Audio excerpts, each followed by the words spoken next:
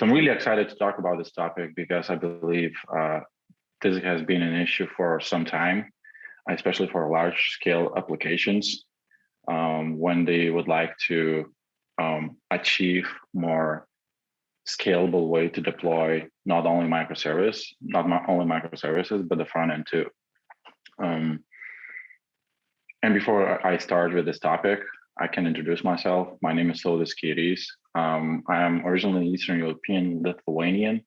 I moved to the States 2015, and since then, I've been doing a lot of consulting work for different companies. I work for fintech, healthcare, e-commerce sites, and at the moment, I'm consulting a company too. But over the years, what I realized that a lot of companies are struggling with these concepts, especially large scale companies, where they end up creating a huge monolith front end application and trying to deploy it or create a delivery maps when they are trying to deploy it.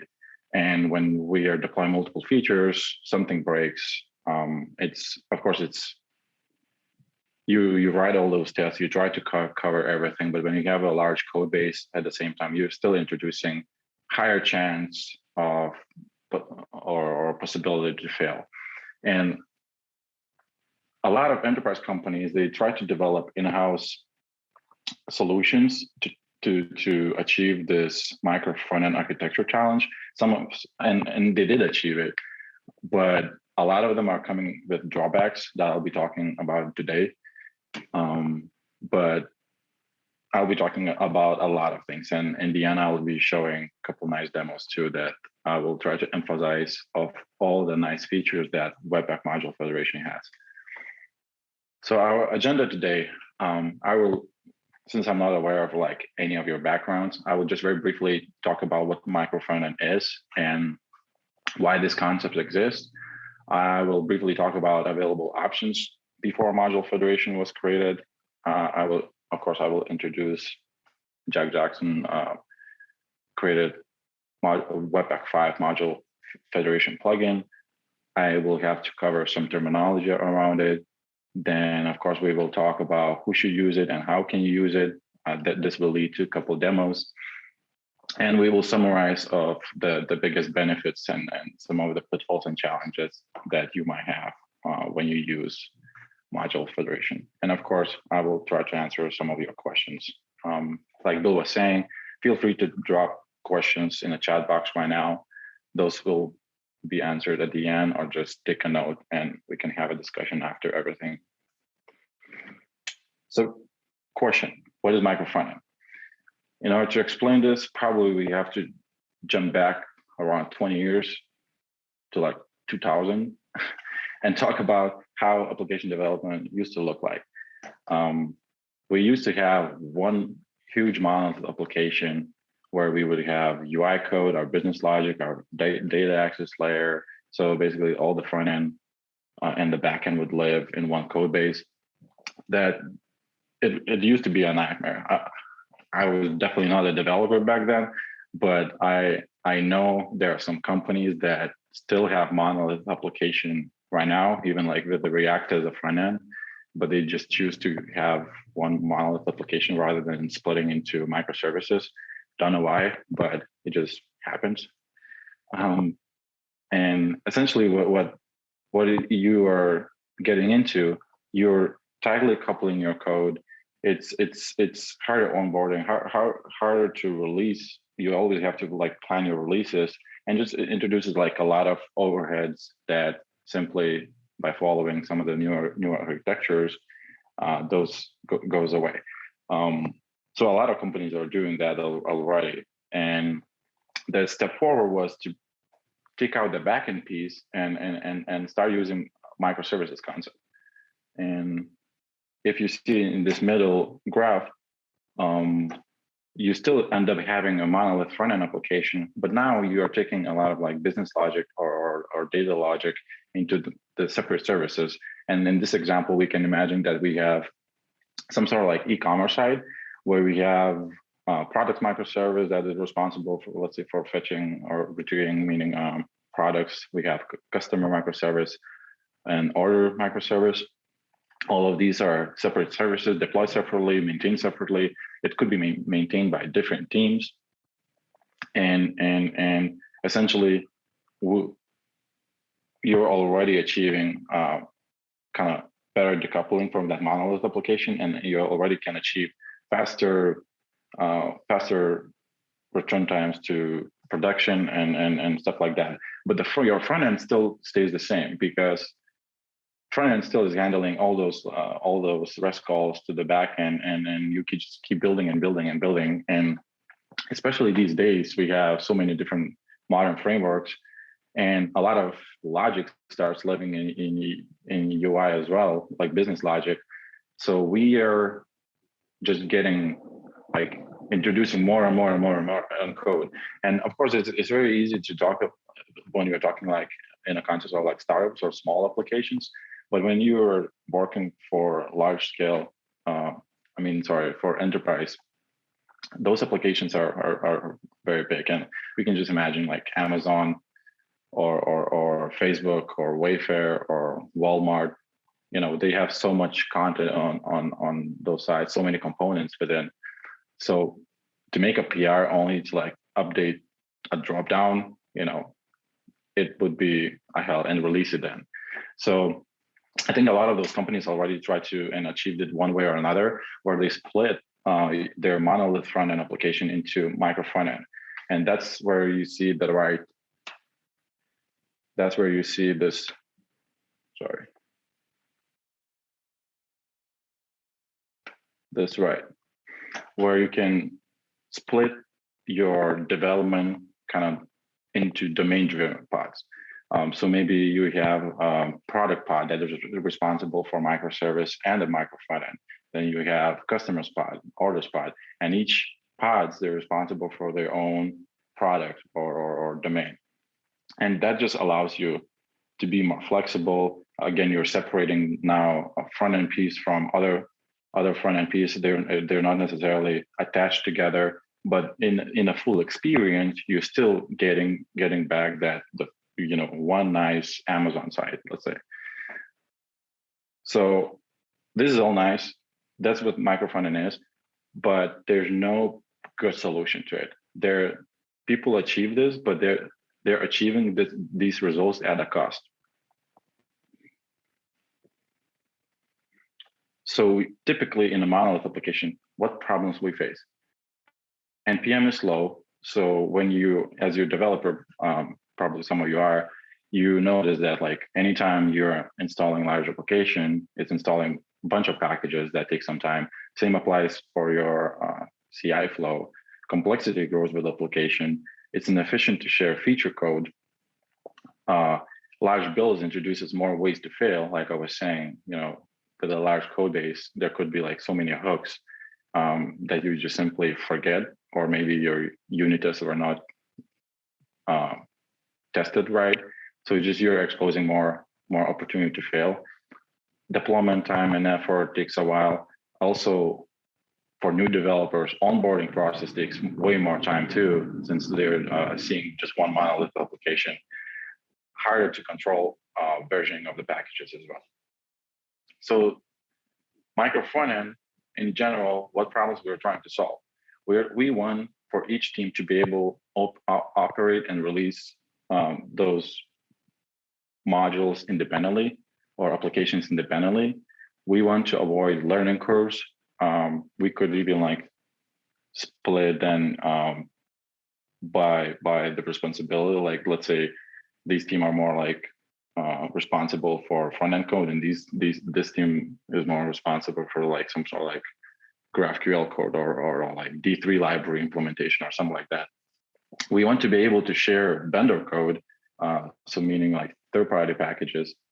We do want to avoid multiple copies of the same library. This issue specifically applies, I think, for a lot of our current solutions for micro front end, because the way you try to load that micro front end, you end up not necessarily sharing the package, but you end up loading the same package. Let's say you have a design system components or something like that in your app one, And then when you change the route, you go to app 2, but it's using the same design components.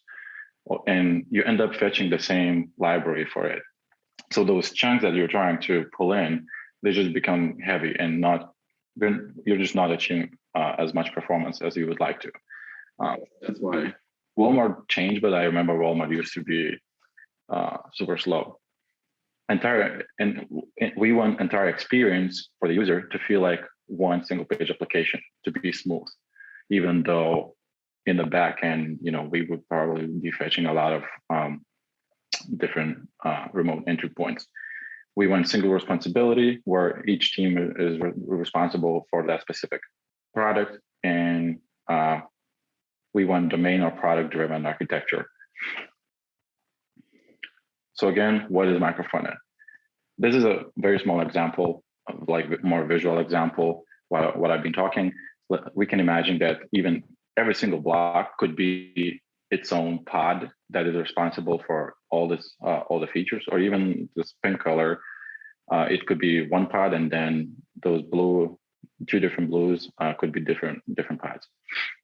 And that's where module federation is ideal for this, because you can split your implementation, your application in various way, and you can share a part of your application code in other applications.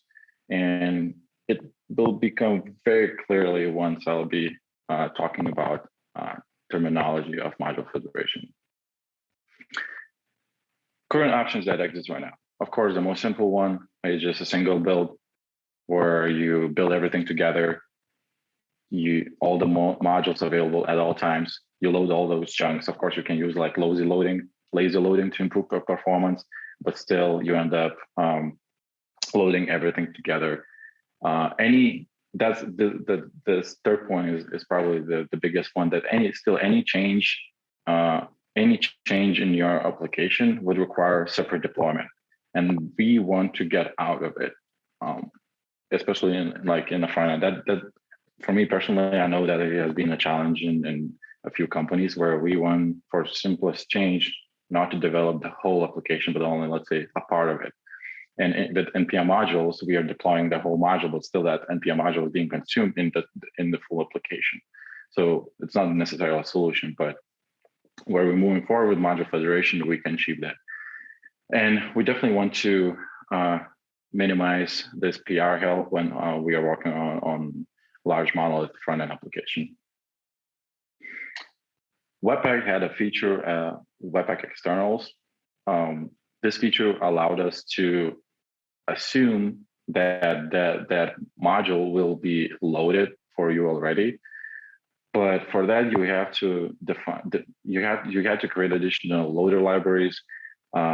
It's highly dependent on externals, not very customizable. If you want to add other external package, you would have to still re-release it.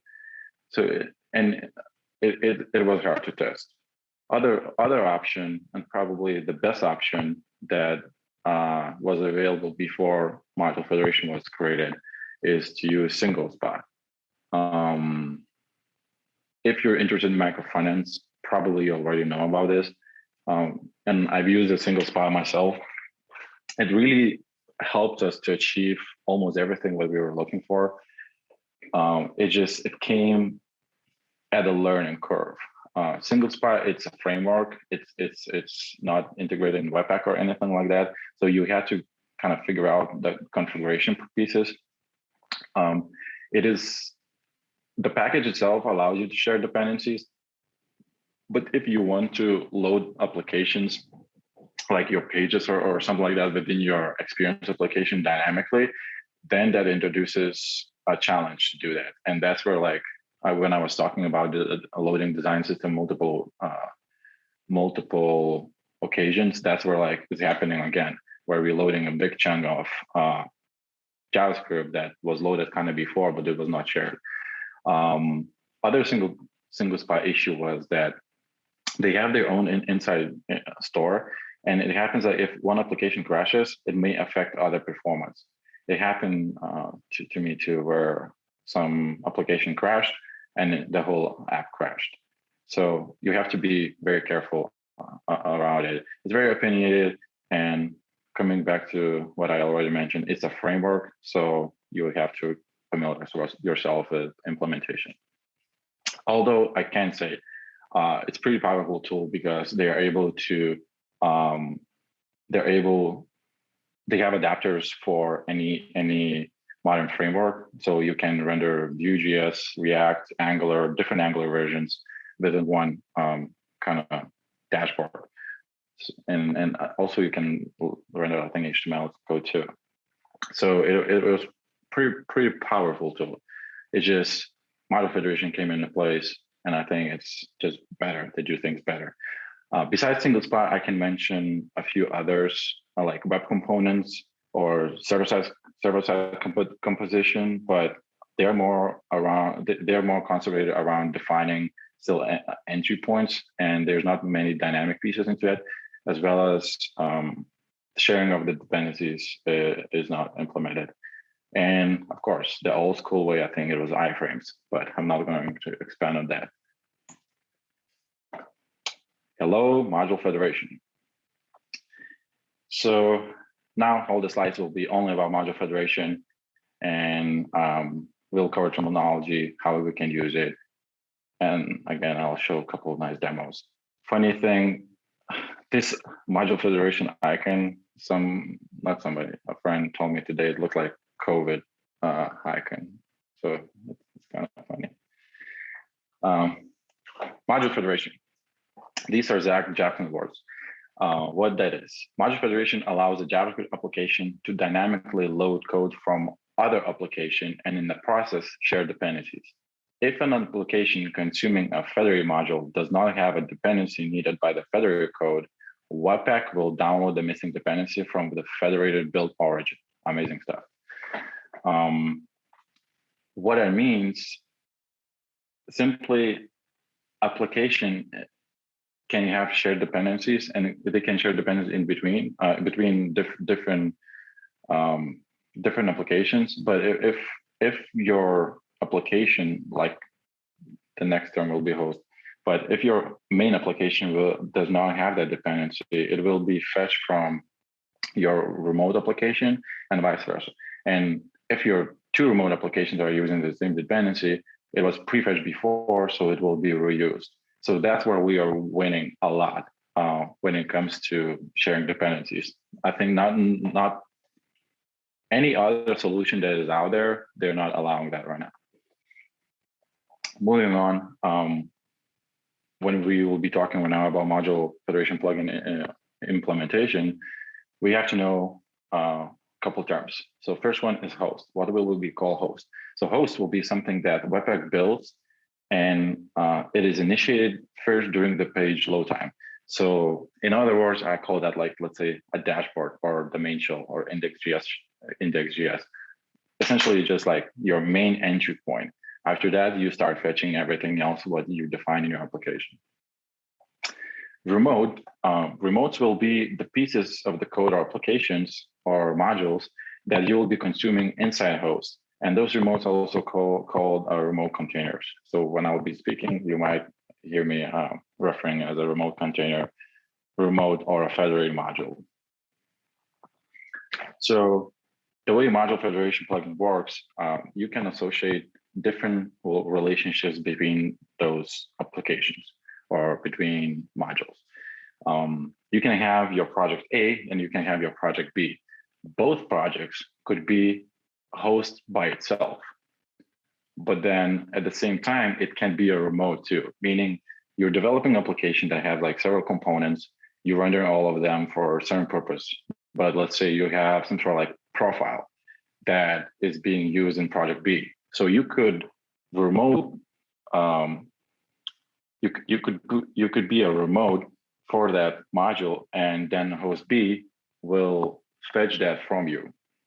So this is how kind of relationship works, and this is called bidirectional host, where host A, host B can consume each other components if you define that properly. The other terminology that is being used for module federation is omnidirectional host. And I think this is the most used one in enterprise or large scale applications, just because it covers the shared dependencies level as well. So the same example that we have on the left, the host A, host B, they're communicating with each other, acting as a host or a remote. And then you also have some application host C, who doesn't do much. It's kind of standalone application, but maybe it reuses some of the dependencies that host A and host B are doing.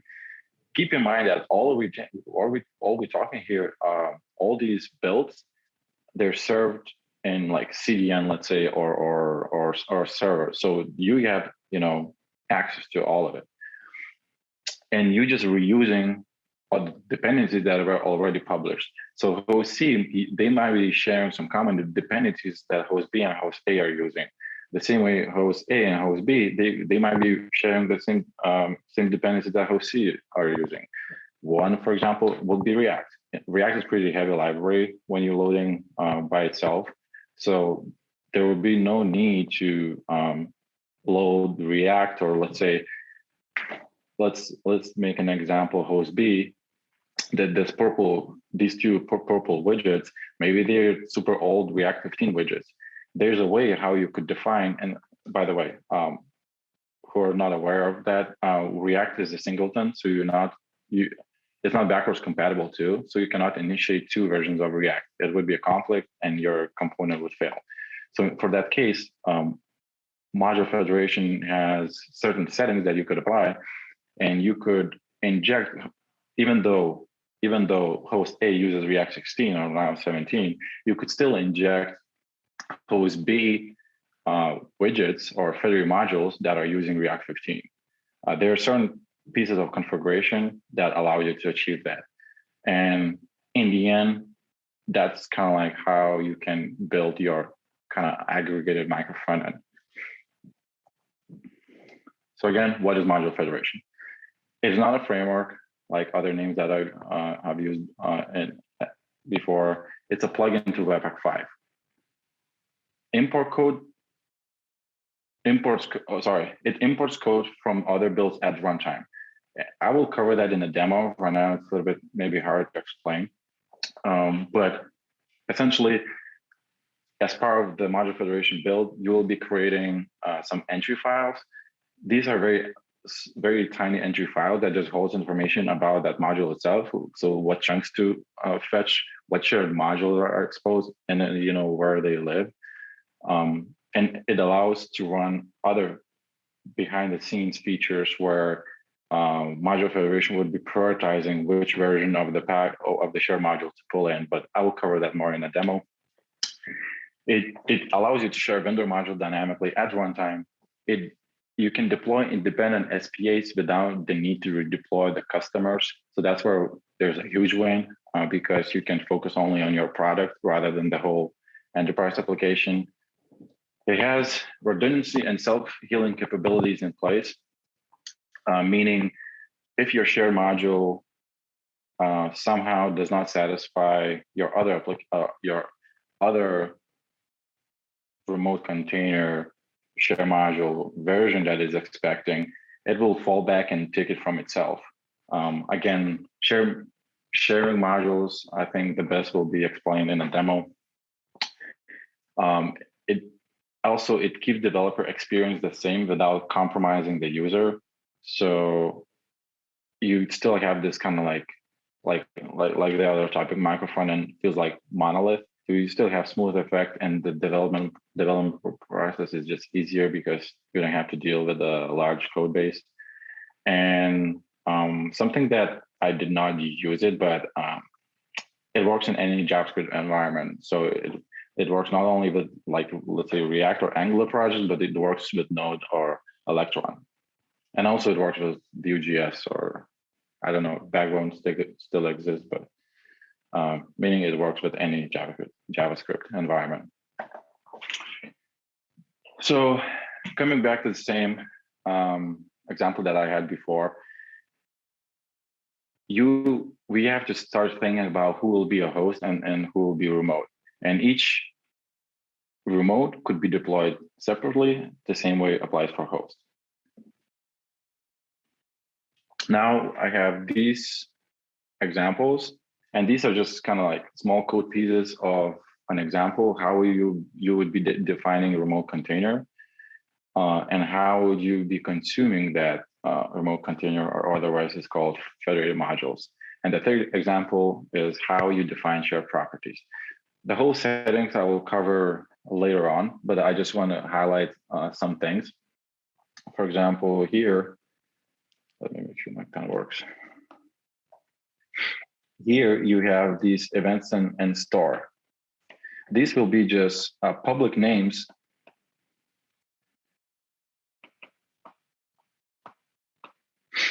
that you will be exposing for your host to have a reference path to consume.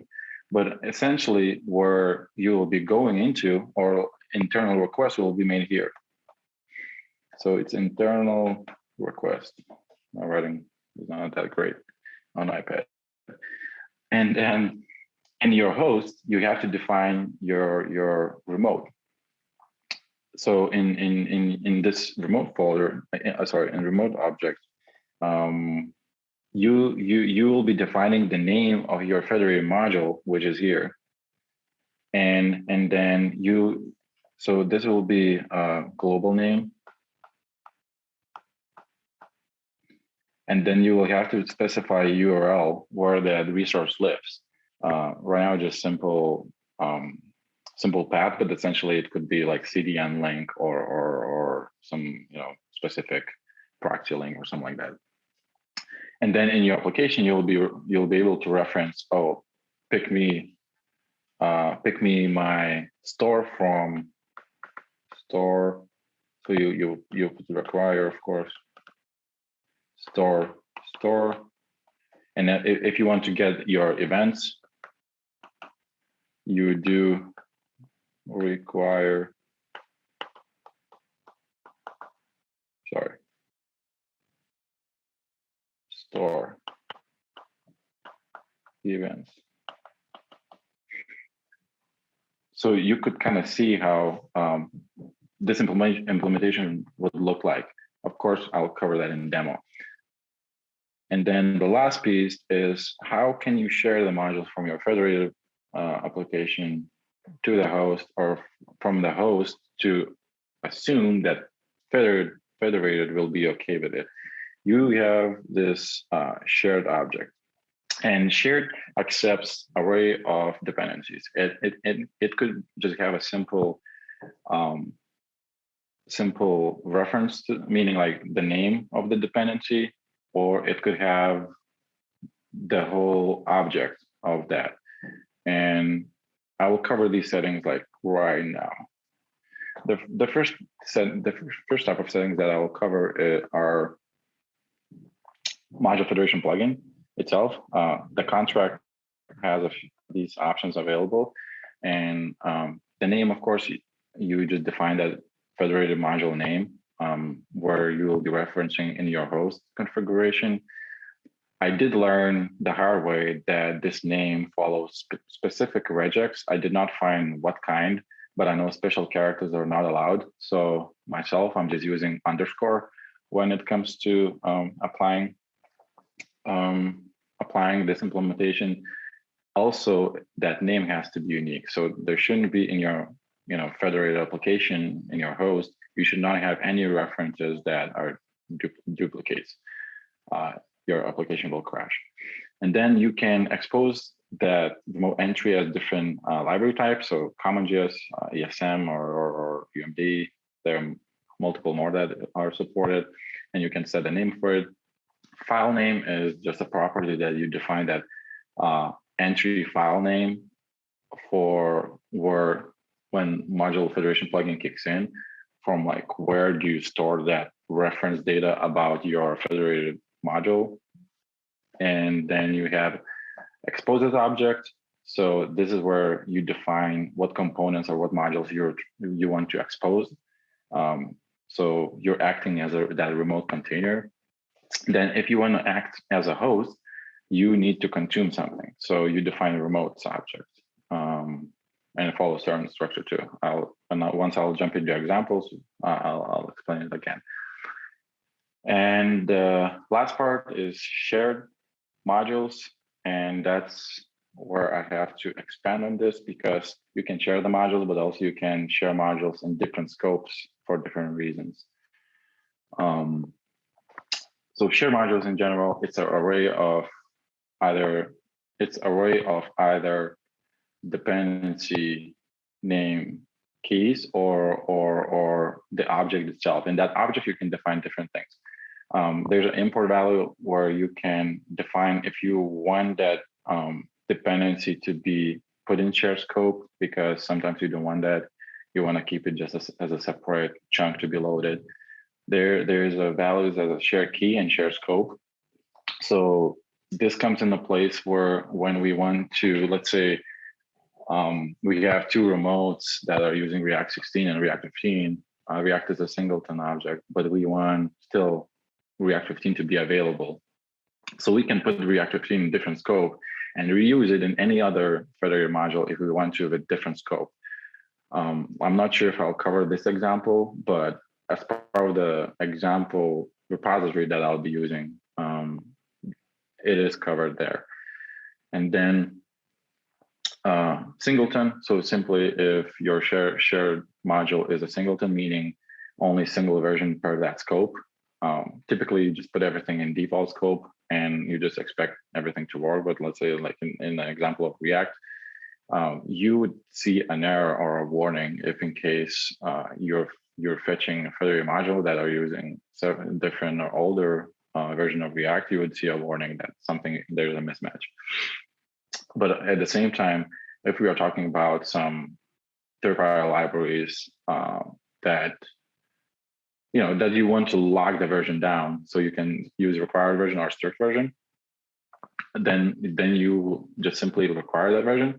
If that version, or even if like semantically, by the way, sorry, I forgot to mention, share modules follow semantic structure very deeply. Meaning like if it's a minor that means it will use the latest minor version or patch version available. But if it's a major version upgrade, then it will automatically refetch whatever fallback option it was. Again, this will come into like the play when I will be showing the demo, because I'm prepared for it, because I want to emphasize on these big features that Module Federation is providing.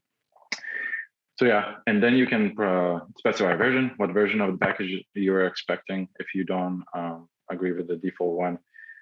And I put the asterisk on this one because this works only if you're trying to load applications typical Module Federation way, and it does not work when you try to sorry, not application, but remote containers normal way. It will not work if you're trying to load this dynamically.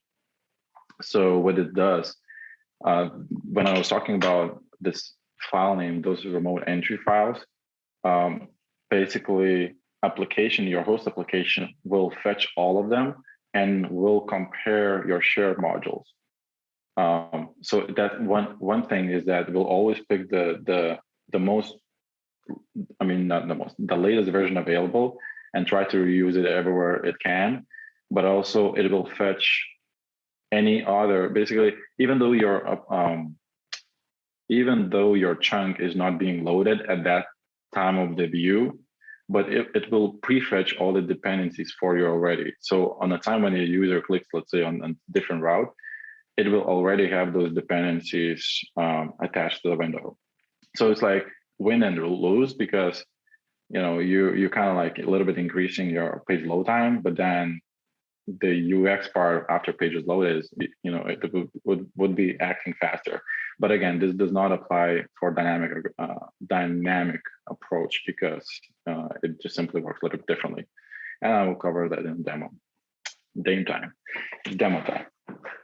So the first demo that I'll be showing, if I can find my mouse. First, I just would like to tell everybody that this is publicly available. It's created by the same Zach Jackson and some other Webpack contributors. It has a lot of a lot of reference examples how you can utilize module federation from rendering Angular application to have full kind of, I think this one is dashboard. No, not this one. They just have like multiple kind of experiences. I think that the kind of the fun ones are when they do server-side rendering, or when they inject routes, or I think these advanced APIs are, yeah, these are something that I will be covering in my second demo, where they dynamically load dynamically load remotes upon request, rather than loading those remote entry files at runtime. So the one that I will be showing and talking about, where's my VS Code, will be simple bidirectional. Let me just go in.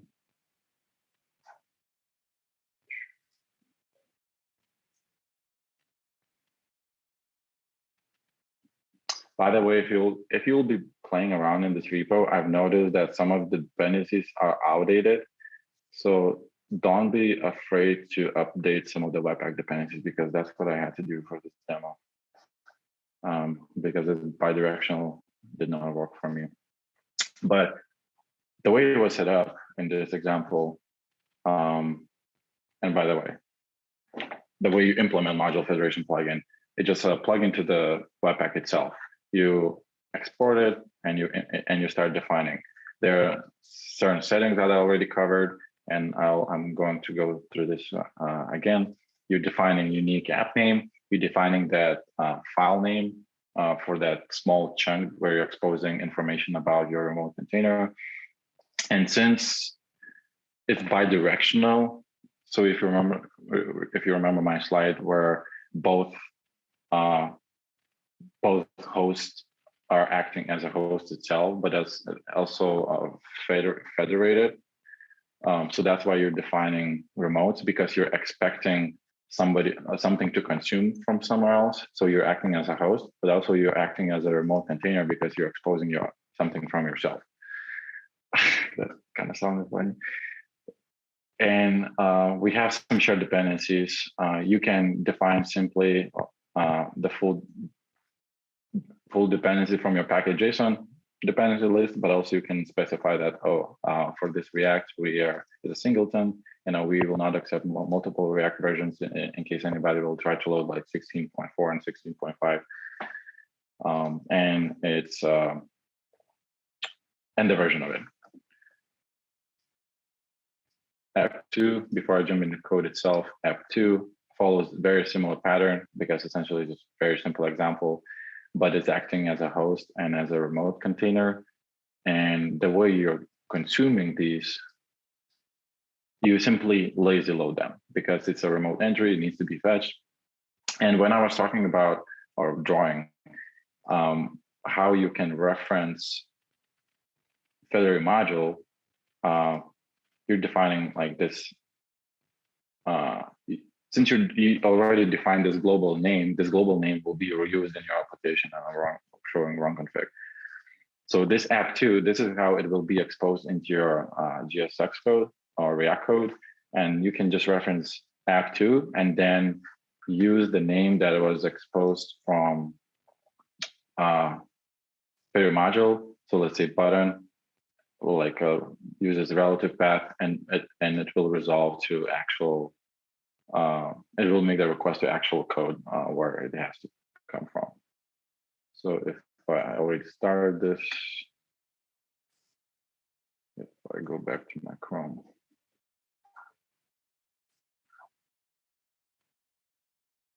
running on 3001. So yeah, like I was saying, these apps are very simple, but it will allow me to cover the basic context, how the loading pieces work. So let me refresh, and you can see that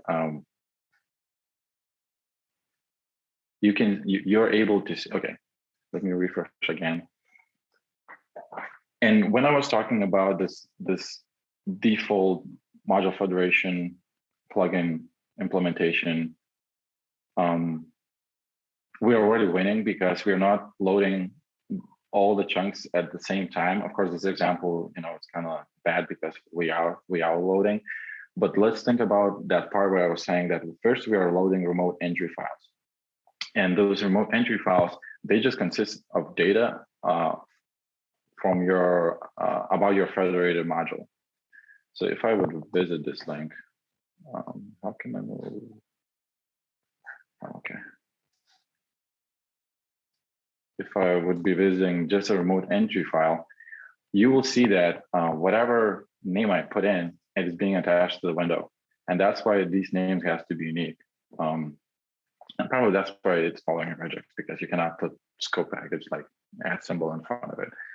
But it will have just information that is needed to load your application. It will not load the chunks itself unless you're requesting that component to be rendered. And then other part that is good here,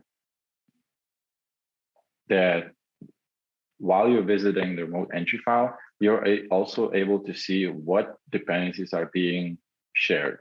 So here we can see that React 16.14 is being shared, and React DOM and React dependencies are being shared with the same version. And then if we visit,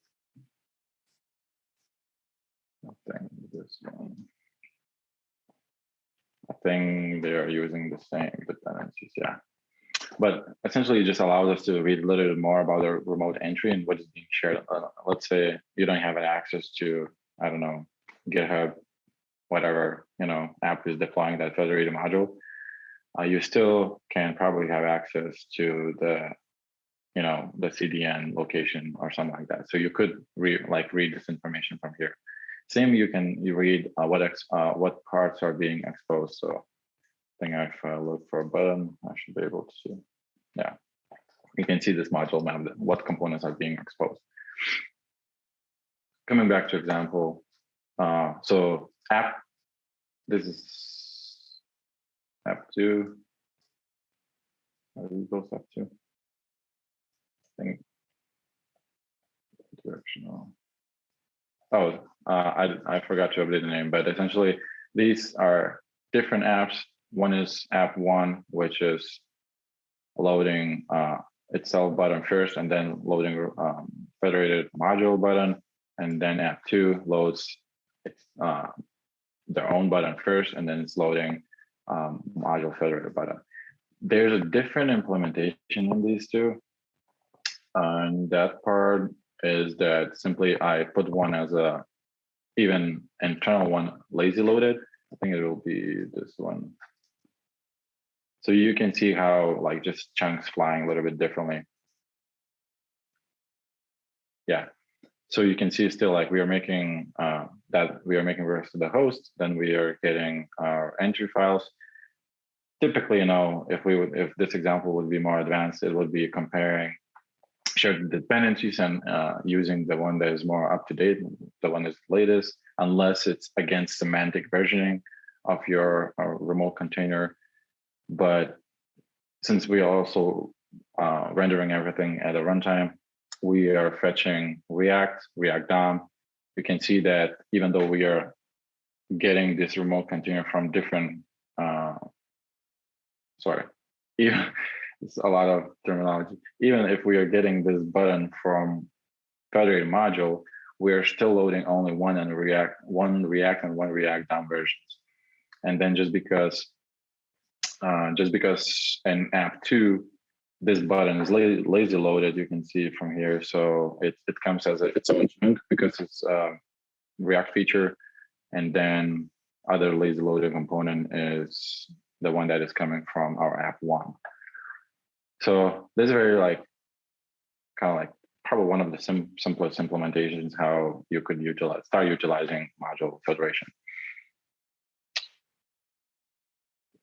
Let's go back to the slides because I'm not done yet. So be aware, stay with me. We're close.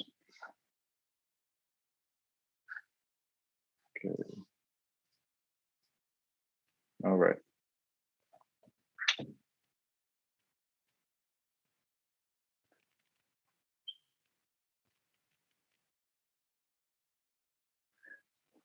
So of course, that example was easy and all that. But when we think about large applications, again, I'll mention Facebook, Amazon, Walmart, Wayfair. There are many of them. How would you be approaching to split those micro frontends, right? Because you already people already have practice of splitting microservices, but splitting micro frontend is still a newer concept. So I think that the practice is basically, especially with module federation, since it's very easy to split that. You saw all that configuration that is needed there. So it's easy to be more detailed how you want to split it, and actually just really depends on the advance of that federated module itself or the module itself. So of course you can split and kind of follow microservice pattern where you can split like domain or product driven. Like I was showing in those previous slides where you can split order service, order micro front end, or user front end, user microservice, and then user micro front end, stuff like that. But also you could split simply by page. Maybe maybe that page, maybe they're calling also products microservice, but our UI is getting more advanced. So you could just simply take your time and separate that in separate remote container and just consume it in your host. But also you can split by feature. Let's say, I don't know, maybe you want to split some analytics module into separate remote container or just a chunk of functionality too. Also, you can split by section too. If you have, if you have a view of a lot of like widgets, especially like a lot of like widgets in place, if it comes to like the context of you have a dashboard with multiple widgets, each widget within that page, it could be a remote container that you're just aggregating into that dashboard dynamically. So it is just a huge win because all the dependencies are shared if you define it correctly. If not, all it will happen, it will just use that the remote container dependencies. Meaning like if you're not sharing it, if you don't not define that, if you forgot to define or I don't know, for some reason you just didn't define it, it will still use just your local dependencies. Case study. So this will be more advanced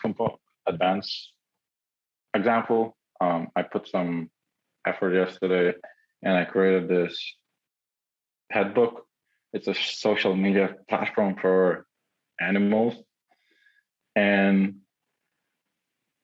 I just wanted kind of like, of course I already did it. So I'll just follow the way I did it, but in general, let's brainstorm kind of together how we would approach it if we would try to apply module federation to this application, right? And our goal is to minimize this like monolith front end application and deploy as a separate build, separate CI flows, separate responsibilities by different pods.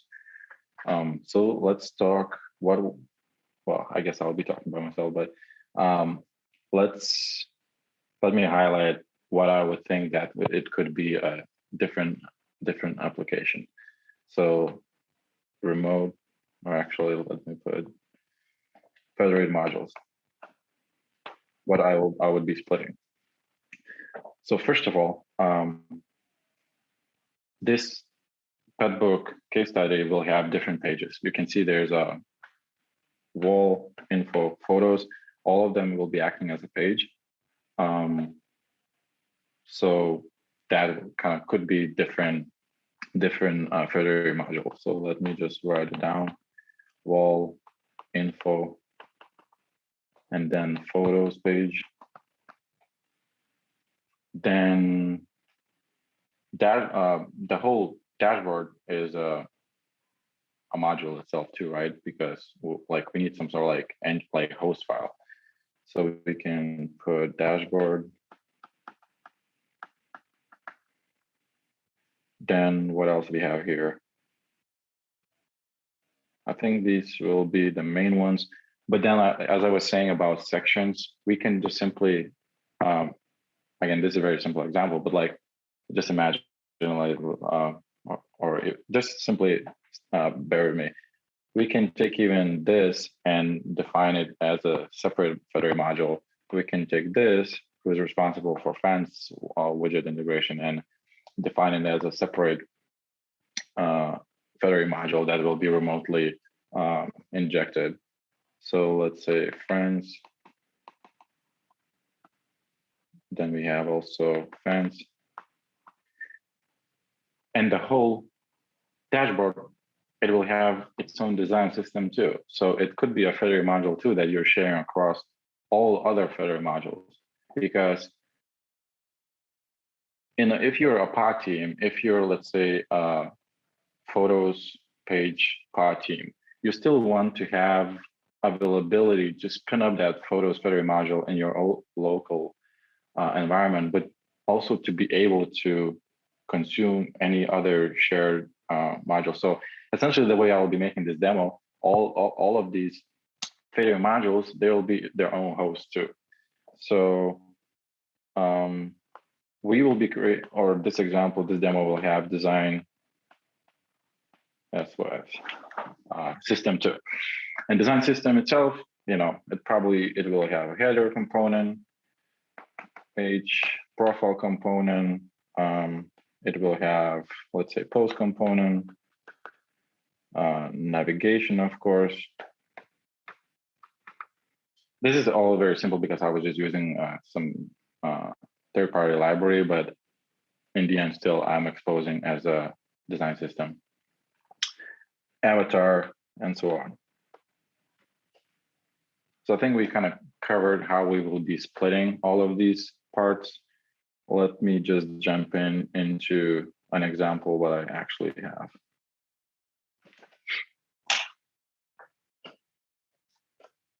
If I get out of here. By the way, this example will be shared with everybody if somebody will want to, just clone the repository and spin it locally. So let me maybe first jump into code and cover the code piece.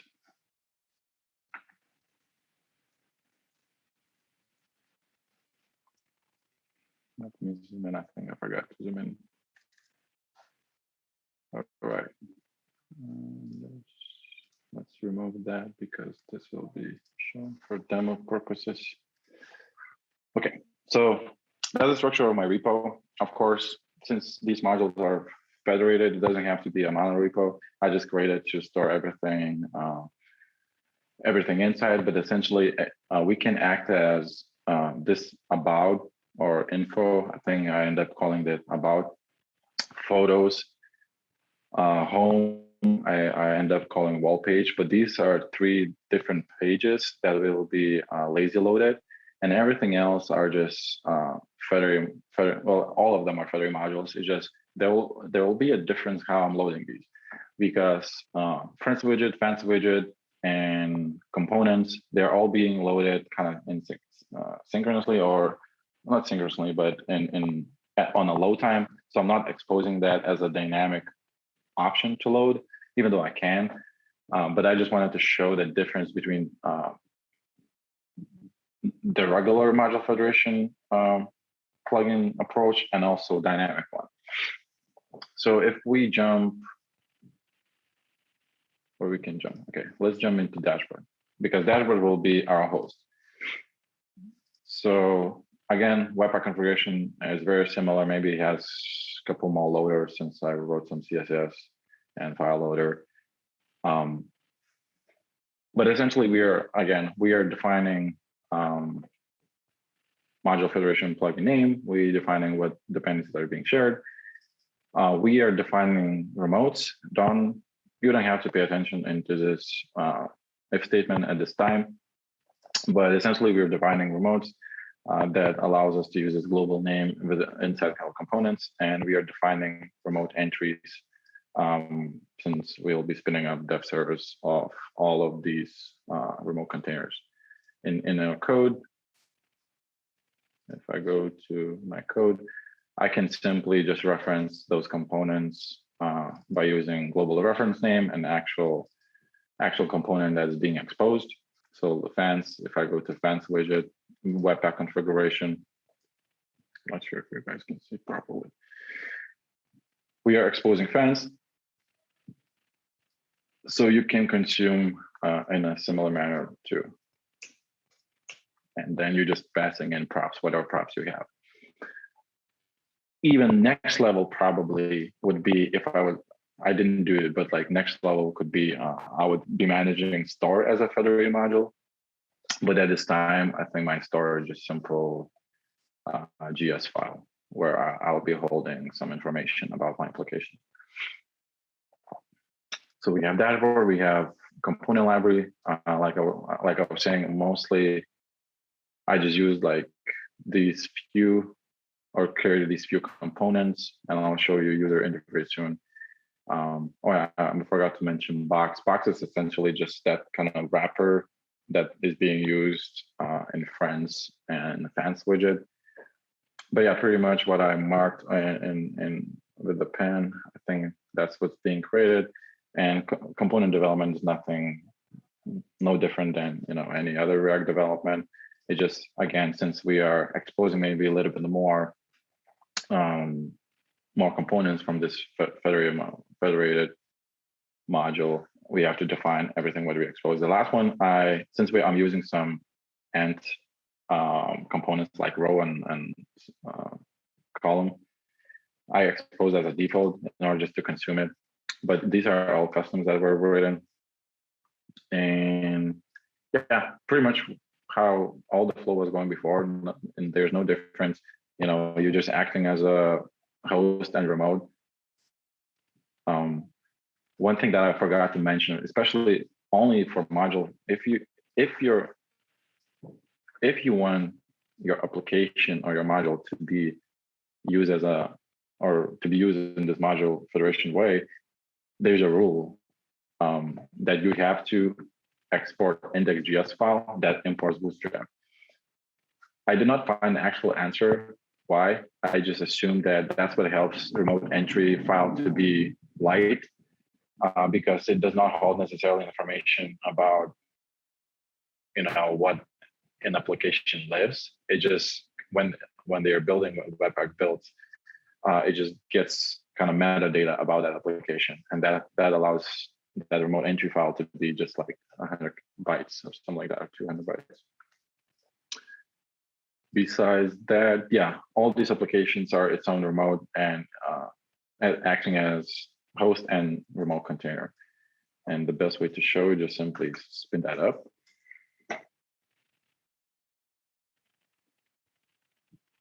So yeah, this is just a script that will spin up all the servers in development mode.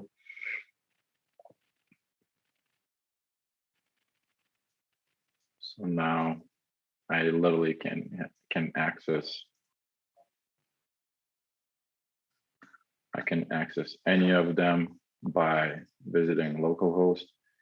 So I know 3000 will be my dashboard, but I want to show that literally every single package is its own host. So I go to 3001 and it will load me my design system where I can just simply render for my own reference. And I could be in design pod, right? So I could be developing these components, and I just need to understand how, so like you have to define the contracts for the props and stuff like that. So in your code, then you can just go here. And in your Bootstrap, because Bootstrap is not being shared, you share only a component itself, but to act as a host, you can just simply render whatever you want inside of it. So you have this access to see every single host in development mode. You go to about, I think this will be about page running on 3002. 3003 will be our fans widget. It doesn't have like any kind of wrapper to have certain size, but we can get an idea. Then this is a friend widget. Then this will be our photos page. I know it's very simple, but That's how photos page will look like. Here we have 2006. This will be our main page, that wall page that will be dynamically loaded. And I think that's all we have. Again, if I would go back to remote entry file itself, you would always see the name, whatever you put in, you would always see what modules are being shared. So in this example, we are sharing React. That's not the correct object. We are sharing React DOM, React, and for the other demo or part of this demo, that what I will be showing is dependency management. So I have here UUID. And finally, maybe it's time to show actual pet book. So this is my social media platform called Petbook. This is my dog Pablo.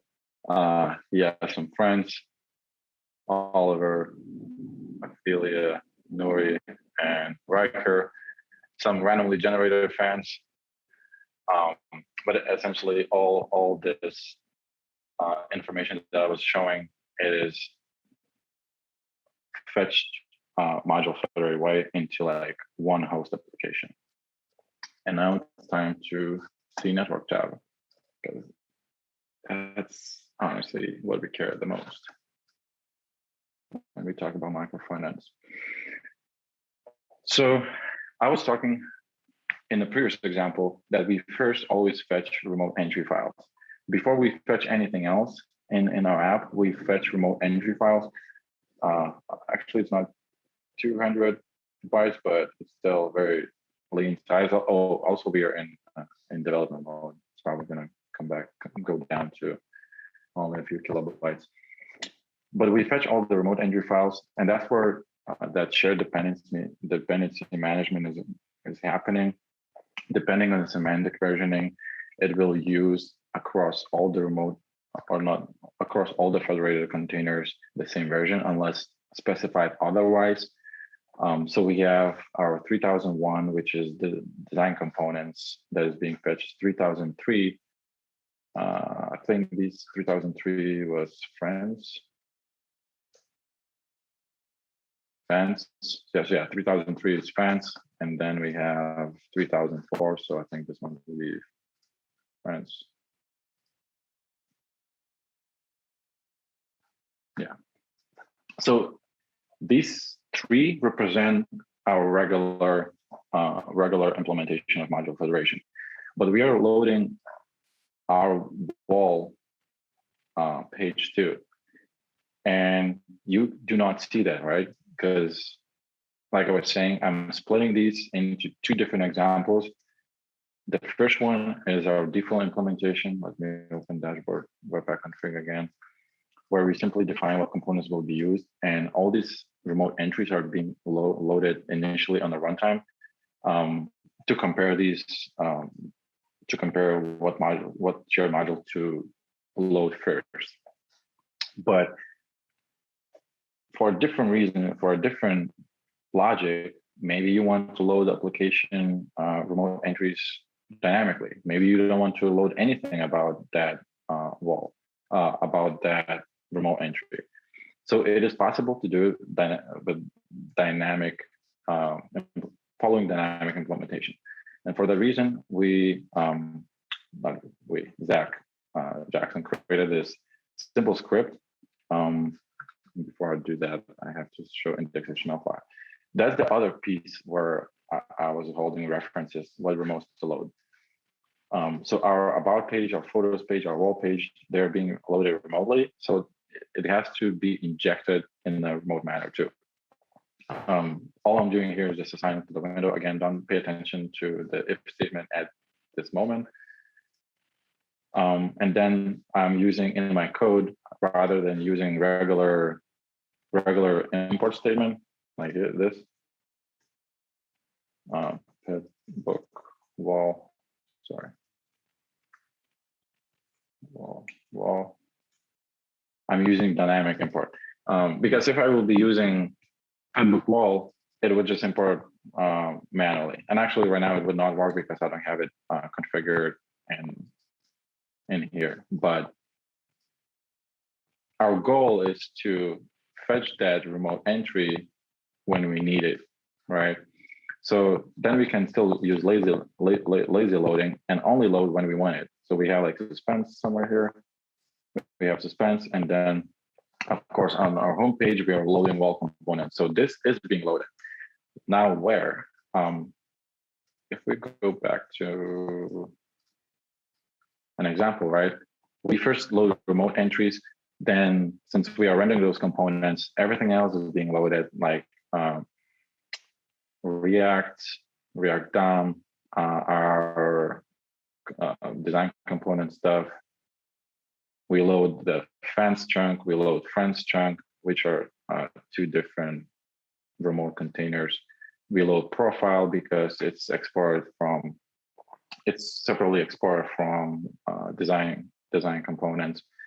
We go in, we load some dependencies, icons for that end. We load social. Social is also exported as a federated remote container. And we reach a part where we, again, making a call to remote entry. And this is a part just because we're not initially loading this container, and we have that script that loads whatever we define it. And with the dynamic import script that we have and those references assigned to the window, since we're using router and using suspense, it is being requested when we are actually looking for it. So if I go to 3006 remote entry, this will be our wall. And then after wall kicks in, we run every single page. It will have this UID package. I'll jump to the reason why quickly, but essentially I'm just getting a wall chunk. And since I'm using, again, design system, I'm getting post as a separate chunk too. So it's like chunks of chunks, but essentially this chunk, post chunk, if I have other page that is using the same version of design system, it would not be fetched again. So this has been a big issue when we are talking about micro frontend, because typically you would just inject piece of frame and it just fetch everything for that frame. It doesn't matter if like the other frame is using half of it. This has been like, big issue. And just because we're already using Webpack for single page application bundling, it's really awesome that they build this feature on top of it. Before I go to UID example, I guess, I can clear my network right now. I just want to show that, like I was saying, these 3 routes, they load application in dynamic manner. So now you will see that rather than making remote entry request on initial load of the application, I'll be making this specific about page a remote entry request on request. So you see, I got this, I got my UID package, and I got a about chunk, which just tells like some information about my dog. Then you go to the photo section, it's the same. Only upon request, you're getting the remote entry file. Now, maybe that could be confusing why we have these 2 options. Well, and the answer is, I think, relatively simple. In this example, when we are defining inside Webpack configuration, you're still locking yourself to have this extra release, or like you're still locking yourself into host application deployment if you want to add, let's say, new app or new page. If you want to be more robust and more dynamic, you could be using something like this. And of course, all I'm doing here is just still hard coding on window. But it could be a simple function that you call and you make a REST call to the backend service and retrieve all the mapped routes. So in that case, you can leave your host alone, and your host application, maybe it could have, like, let's say, shared user stage, shared header, but then whatever is inside of it, you could just aggregate multiple federated containers, and you keep aggregating from the service itself. Of course, the layout placement matters, but if you're just using the references correctly, you can utilize it and then show in your production code. So this helps. The other part that helps, that I'll jump pretty soon to, where I'll be talking this other part of it. Basically, it would allow you to control versioning way better as well. Rather than just simply pulling it from one entry, you could have versioning in place and have a backend service where you specify, photos team just released new version of photos. Now we are ready to bump up the version our host, and rather than redeploying the full application, because if you would be redeploying, dashboard Webpack config, because you would never want to point to the same entry ever, because it's not backward compatible. Like, if you deploy, if that friend's widget is broken, you will break your friends, like your production application. So typically you would be doing something like versioning and specify that versioning. So that's where dynamic loading wins, because you can have that exposed as in a separate service, and you can simply control the service. Your host always stays the same. It just fetches different mapping from that service. And I'll show an example in a second, but before that, I want to share user, let me just show in a code first. I use simple package called UID, and I use 3 versions for 3 pages differently, because I wanted to show how the package can be shared and how semantic versioning plays a role for that package when it's shared to be consumed properly without any breaking changes. Because if you, and I know, like, sometimes teams do not even follow properly semantic versioning. So you run into these like blockers where, like, I have the dependency only like a patch, but now it's like not working, or implementation, like some method change. That should be never the case, but I know it happens. So you can share packages and expect semantic versioning to be properly managed, but also that's why there are configurations that you specifically want that version and that version. But right now, I'll just share, if we're in a perfect worst scenario and we have these packages UID, in About page, we'll be using super old legacy one, 332.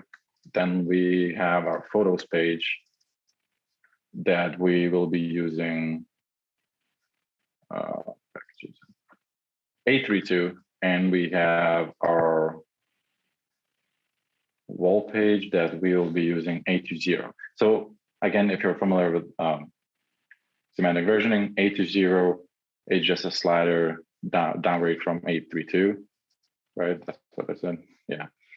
So almost likely, we expect 832 not to have any breaking changes from 820.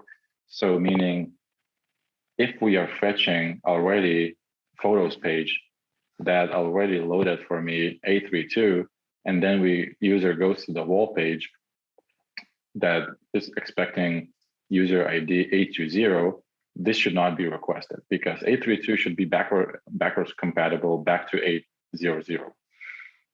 But now in About page, we are screwed, right? Like, we do have to fetch UID because it's just so many major versions behind.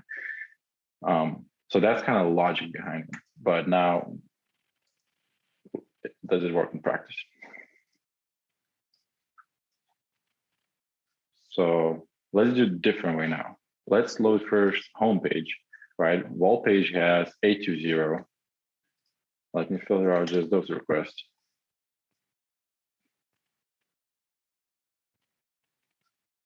So we load UID chunk here. By the way, there's a certain Webpack configuration that if you want to kind of expose its like name reference. Again, everything is already coded in my example. You can just reference it. So yeah, we are loading A20. Then we go to About Page. About Page is trying to load. Sorry, what happened? Let me go back.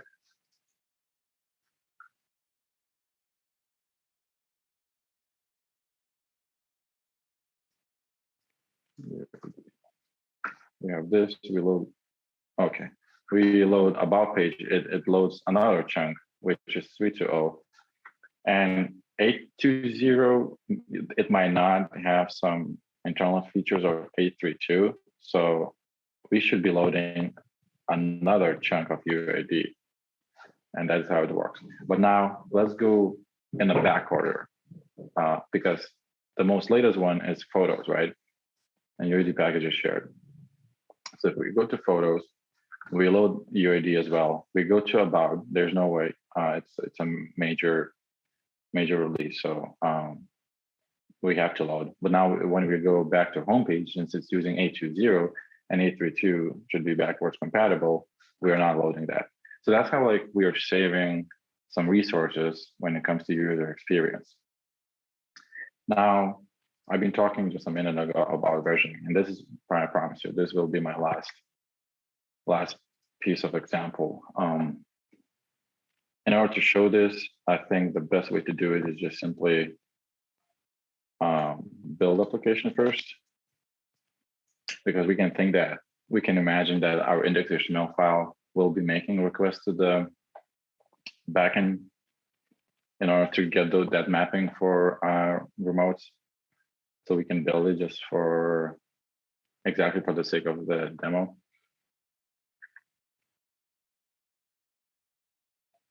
And while it's building, let's just imagine Photos team, I think it will fail now, yeah.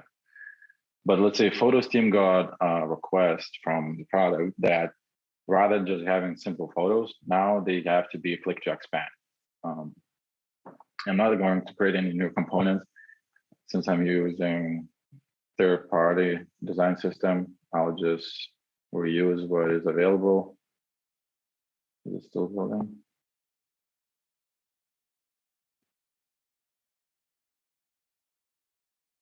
Yeah, seems like it. Okay. Now I do and serve.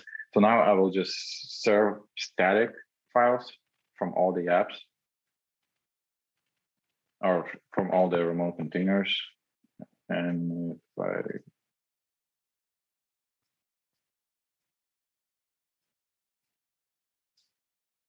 if I go here, everything should be working as expected. You can see some, what is here? 3,000 line. Yep. 302.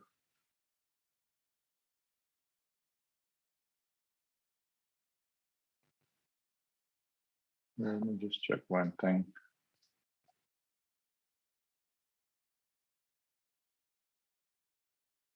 Not sure if it's actually an issue or not. The application is loading. Oh yeah, no. Oh, this is just a NPM tool that we use. It does not support kind of SPA routing, so I have to go to localhost 3000. But essentially, we are able to render everything. But let's say this application is already in production. You have Photos pod team that they got a new request to implement feature to click to expand. Right now, you cannot do anything about it. But as a team member, you are making your PR to the friends. Oh, actually, sorry, Photos page.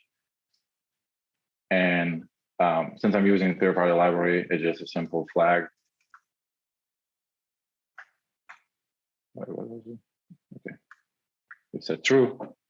And now, okay, so again, just of course you would probably not be doing it here. It depends on your release flow, where would you be pushing your code. But again, just for the sake of simplicity, the way I structured Webpack configuration, my disk folder consists of my packages and version.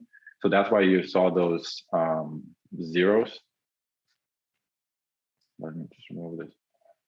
That's why you saw those zeros in a dashboard index.html file. And again, let me open public HTML file.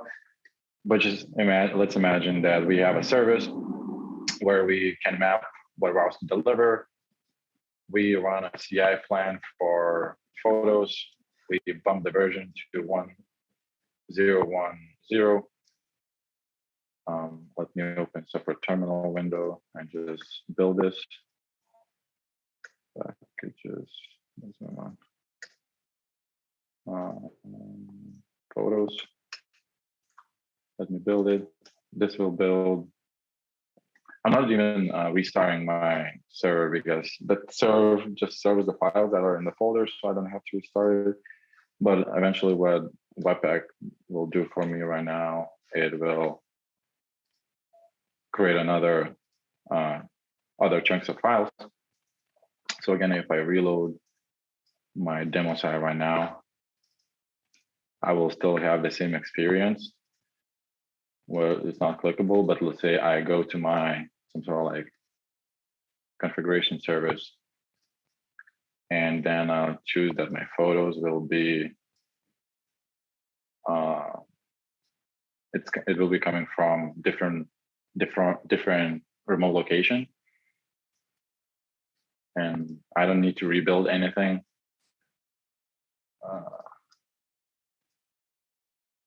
I just can restart. I go back. What's going on? There had to be while I'm moving. Okay, let's see. Photos 0 and 0. Photos dist 0 and 0. What did I put in the photos? Let me just remove a flag. Let's rebuild it.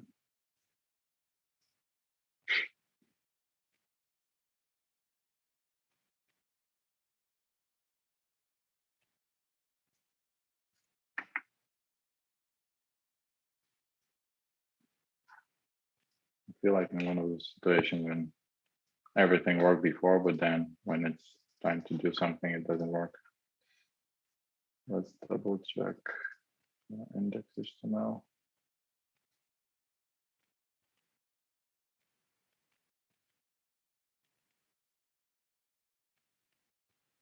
There we go.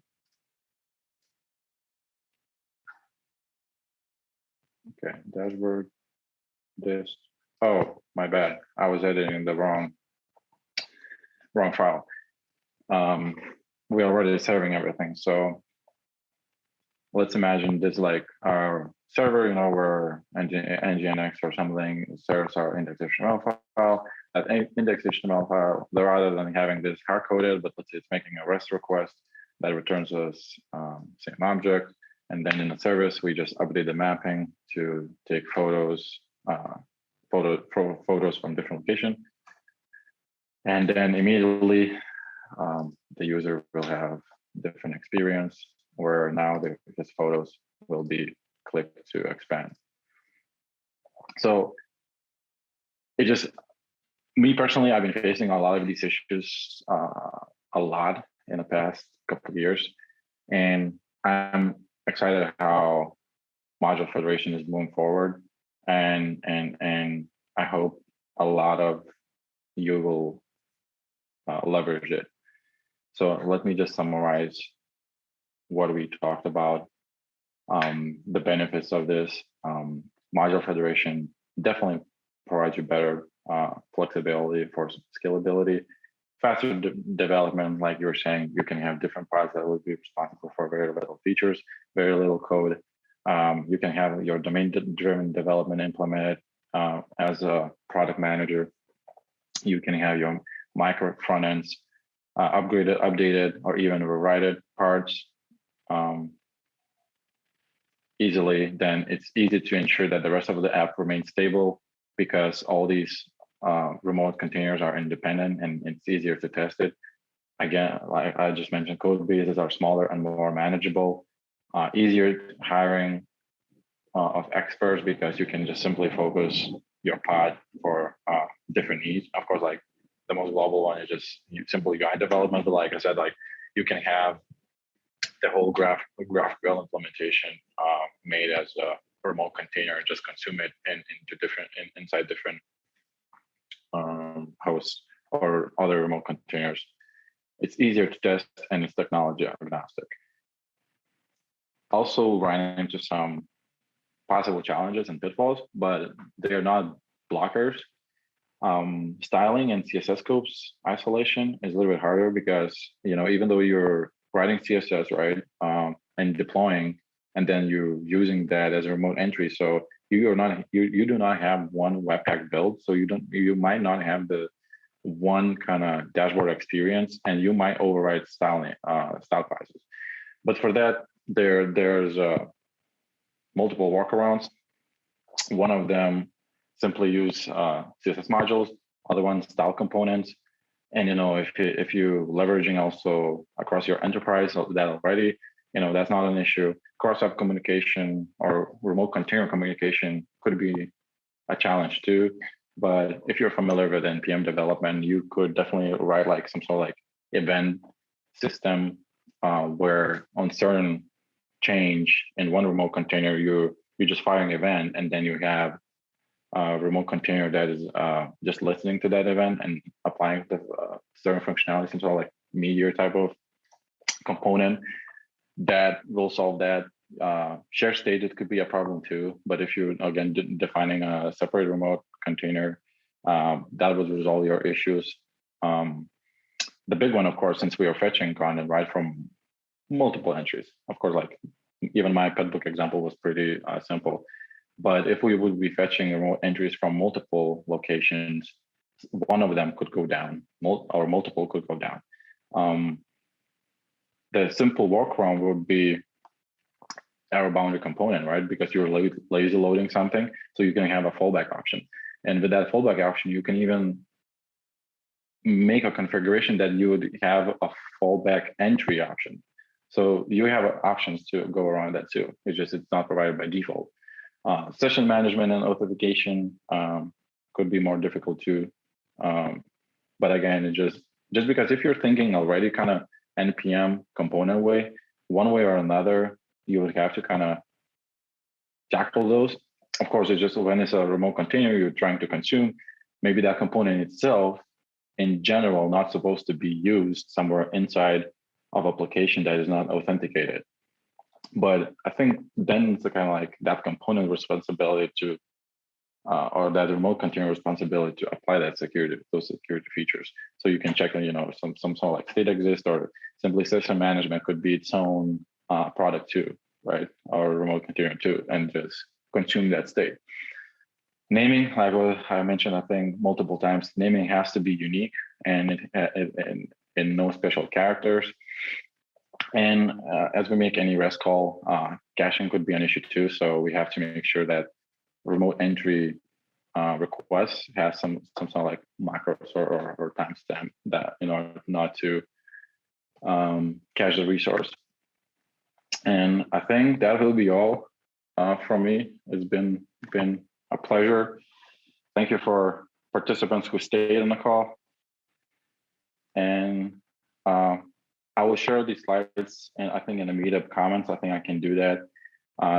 You can scan this QR code. It will lead into the last link that you see, which is Bitbucket. I'll just share both.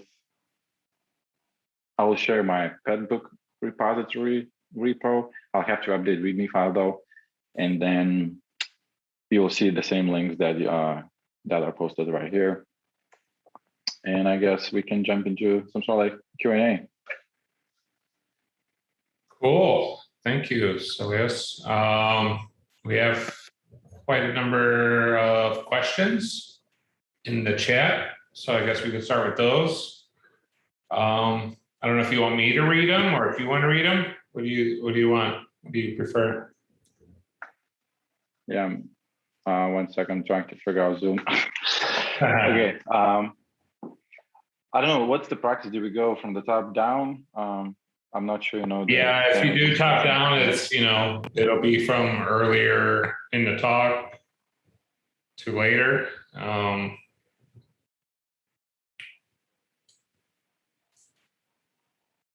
Okay, so let's do Lax message. How can you resolve circle dependency of each other? Host is dependent on remote, and Bootstrap and remote is dependent on host and add Bootstrap. So that is how you can circle dependency of each other. So it's not necessarily circle dependency if we are talking about shared modules, because you will never. It's not going to be the case that host renders host. You always expose certain modules that you're trying to put into your host, and if both parts have a shared section, of course, whoever is the host, it will take a priority. Like I was showing, and maybe that kind of answered the question for UAD. If you already loaded that component and the semantic version is satisfied based on your settings, it will not, that shared module will not be loaded again. But it just, when we talk about dependencies, I think that's probably will be the most difficult way for people to get a grasp on, because like Redux, I think, yeah, Redux cannot be shared too. It's a singleton. So it's like, it comes to understanding the dependency that you're using itself too. So there will not ever be a circle dependency issue, because it's either you're using the one that is already exists, or you're using that remote container fallback option itself.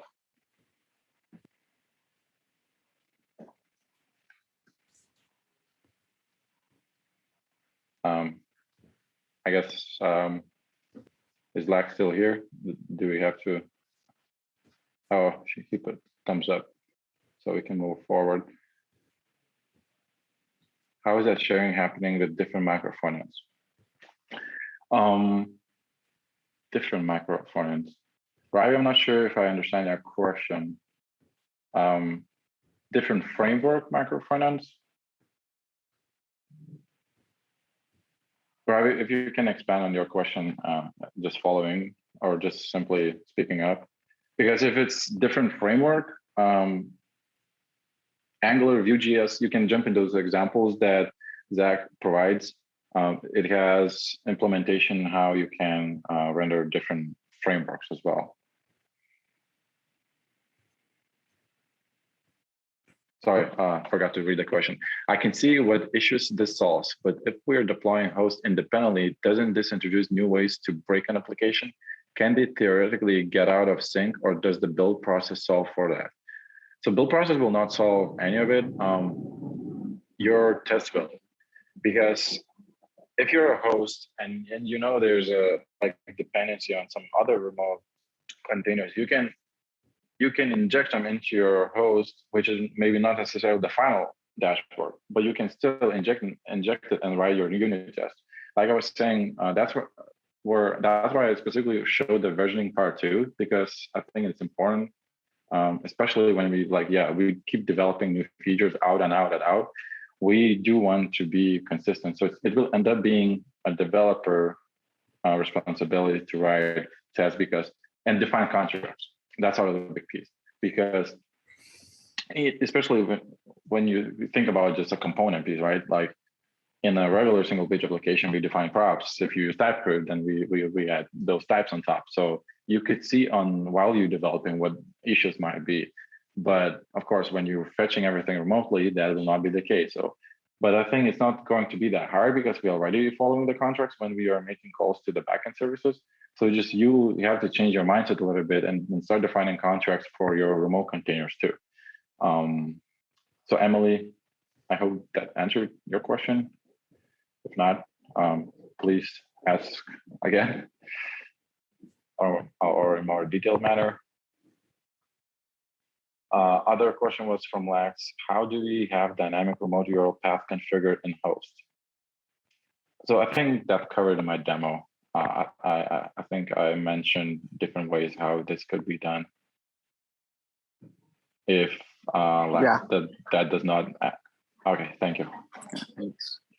What's your view on communication between MFS? Should that be allowed? If yes, how can they share data events with each other?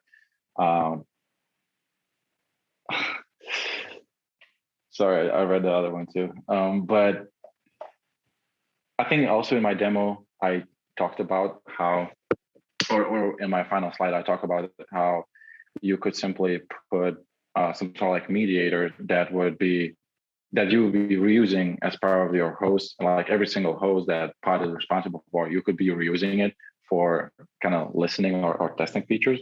But at the same time, the same package, the same mediator could be, it will end up being used in the whole experience application or dashboard application. So essentially, you will be listening for those events, or even like, when it's ready to test, you'll be able to manipulate those events in order to get your functionality developed as well as tested.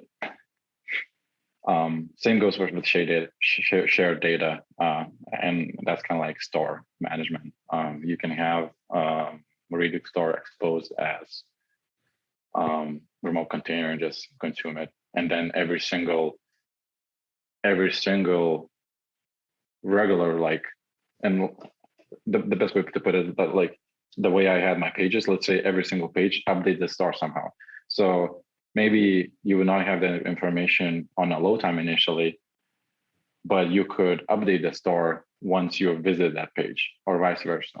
Maybe two remote containers or Federated modules are trying to use the same data. So you can then, as a developer, you can write a functionality in both remote containers to check if that store exists, fetch it. If not, don't. It's kind of like what you're doing right now too, like with fetching data for like, I don't know, tables or something like that. If the data exists after you visited different pages, then you just render it. If not, you fetch it. Sortage is fun. Demon Little reference. Okay, David Borden, right? Where's create React app with this? Does it still require ejecting? Where is create React app with, two same messages? I think Sortage responded to David already. Yeah. I'm not familiar with create React app and module federation. I think anything custom you want to do for create React app, you have to eject it. That's the simplest answer that I can give. But probably that GitHub discussion has more. Emily again. Thank you, Emily. And then Lex asks, is that module federation issue that we cannot directly navigate to home, that issue you were facing? I think you were talking about the static build. So that was literally just because I'm using, I'm not sure. I'm just using an NPM module serve, and I'm not having my own Nginx environment that supports SPA routing. So that's why when I was refreshing while I was on a route, just acting as a simple server where like it's expecting that home folder to exist. But if you're familiar with like SPA routing, it's hypothetical. It's not actually happening. So awesome. Thank you. Yeah. Cool. On top of that, last question that I want to ask is it possible, let's say I dynamically loaded a remote and it's right now on the browser side of the client, and now there is a change in that remote. I deployed the change in the remote. So without having user to refresh his browser, is it possible to somehow tell the client to get the behind the scene to get the new code? Are you getting my point? Yeah, I understand that. I think it is possible, but it would involve more like microservices part, because of course, like you redeploy, right? And I understand what you're trying to say. Let's say Twitter, I think, has that, or when you, or simple Instagram has it too. But I think it would be just an event system where basically your UI would have to read for events. You would have to write like higher order components to listen for those events. And if, let's say, event matches like some sort of like component update, and you're sending some data with which component got updated, you could automatically, like, unload and reload that component. I think it would come back to like more understanding how React works too. But I think it's possible. I did not end up doing that yet, but I think it's definitely possible. Okay, makes sense. All right, and the first question that I asked about the sharing the data with the circular dependency was not with respect to not only the dependencies which are shared, but also, for example, let's say I have custom component. Component A is in the host. Component B is in the remote, but component B is using some of the components which are defined in the host. And some of the host components are also using some of the components that are defined in the remote. So like that kind of custom component dependency, which which at the runtime or compile time they need it, right? Each other they would need it. I understand your question right now. I'm not sure, but I think like even just I did not test this scenario, but I think even pulling down that global module federation examples and just simply creating a couple dumb components and see if this implementation would work. I'm kind of curious, so I might have to check it out. And yeah, you can feel free to message me on LinkedIn or something. We can discuss that, because I think I'll just use the same bidirectional example to replicate it. Should be pretty easy. Good, thank you. Thanks for asking. That's a good question.